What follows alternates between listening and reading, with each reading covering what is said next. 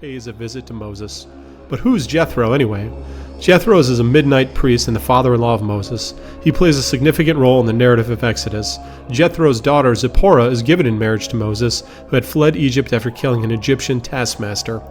Moses ends up in Midian, where he meets Jethro and becomes a shepherd for him.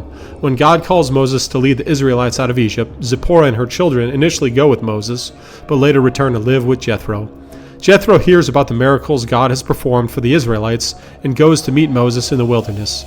He brings Moses' wife and children with him. Upon arrival, Jethro offers sacrifices to God and dines with Moses, Aaron, and the elders of Israel. Jethro's visit is noteworthy for several reasons.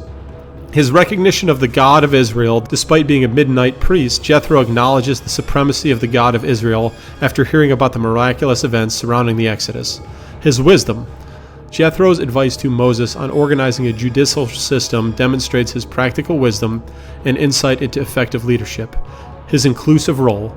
Jethro, a non-Israelite figure who positively contributes to the Israelite community, serving as an example of the universal reach and appeal of the God of Israel.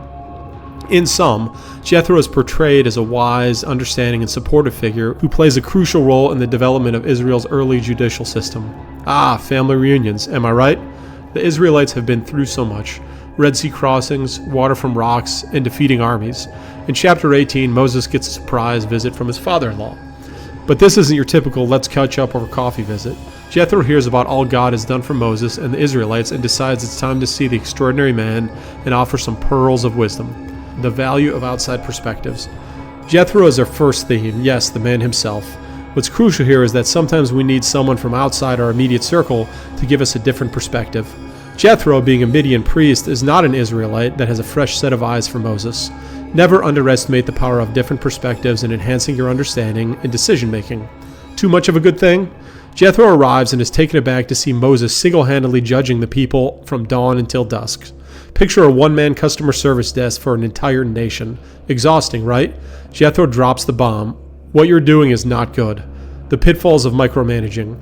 It's a wake-up call for Moses and a crucial lesson for us. Micromanaging every detail of your job, home, or relationships might seem noble, but it's neither efficient nor sustainable. You burn out, and the people depending on you suffer as well. Wisdom passed down. Jethro advises Moses to delegate, to pick trustworthy leaders for smaller groups and handle only the major disputes himself. It's a watershed moment for Moses, who heeds his advice and effectively pioneers a form of governance that would be used for generations to come. Humility and the power of delegation. Moses doesn't let his ego get in the way. Instead, he humbles himself and takes the advice to heart. This teaches us that even in leadership, humility and the ability to delegate are invaluable. Reflection and call to action. So, are you currently overwhelmed by responsibilities? Maybe it's time to take a page out of Moses' playbook. Don't be a superhero, you don't have to do it all. Reach out for wise counsel and delegate where you can. Remember, you're more effective when you're not stretched thin. Conclusion. Exodus 18 teaches us that wise counsel is invaluable, micromanaging is unsustainable, and humility is essential for effective leadership. Moses was a great leader, not just because he could part seas, but because he could also listen, learn, and adapt. Call to action. And now, before you go, a challenge for you. Identify one area in your life that's overwhelming you and seek counsel on how to manage it better. Then act on that advice. You'll be surprised at the relief and effectiveness that may come from it.